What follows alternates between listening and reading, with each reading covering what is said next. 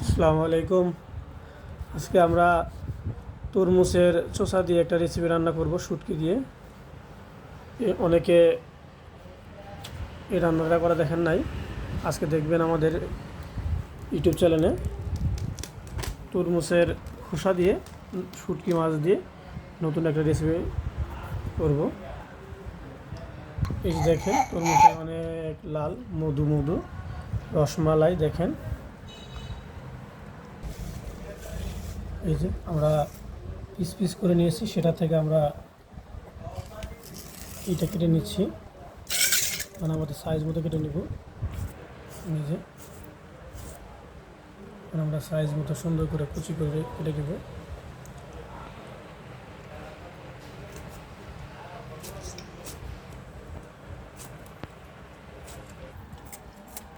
আমরা কিন্তু এই যে এই তরমুজের বাকলটা ছিলে নিয়েছি। এই যে সেটা দেখেন, যেটা বাকলটা আমরা ছিলে নিয়েছি। ছিলে নিলে বেশি ভালো হয়, দ্রুত সিদ্ধ হয়ে যাবে। এই যে কাটা শেষ, এখন আমরা রান্না করে নিয়ে যাব। আলাইকুম দেহা,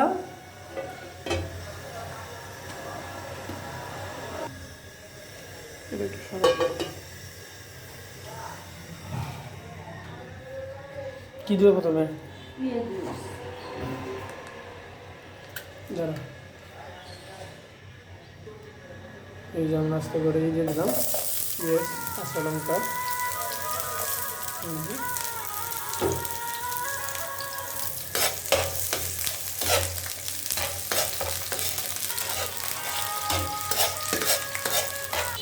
পেঁয়াজ লালচে লালচে হয়ে গেছে, এখন আমরা তরমুজের খোসাগুলো দিয়ে দেবো। এখানে দেখেন,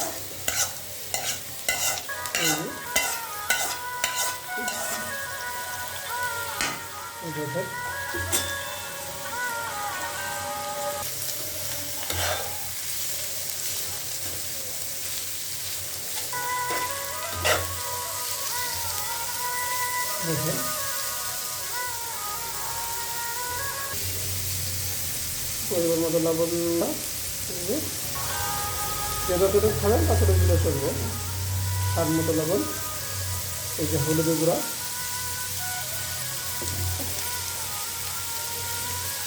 তারপর আমরা ধনিয়ার গুঁড়া দিব, ধনিয়ার গুঁড়া সব কিছু পরিমাণ মতো দিয়েছি।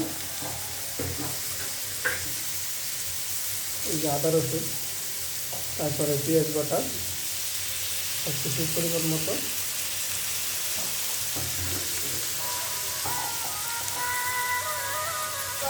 এই যে আমরা আবার শুকনো মাছ দিয়ে দিলাম। এই যে দেখেন,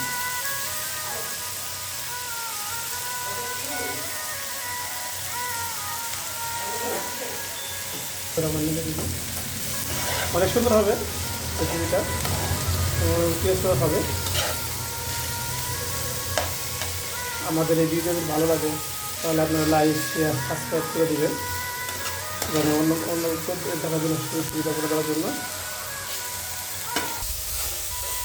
আগে করে মেনে দিলাম আমরা, আরও অল্প কিছু থাকলে রান্না হয়ে যাবে।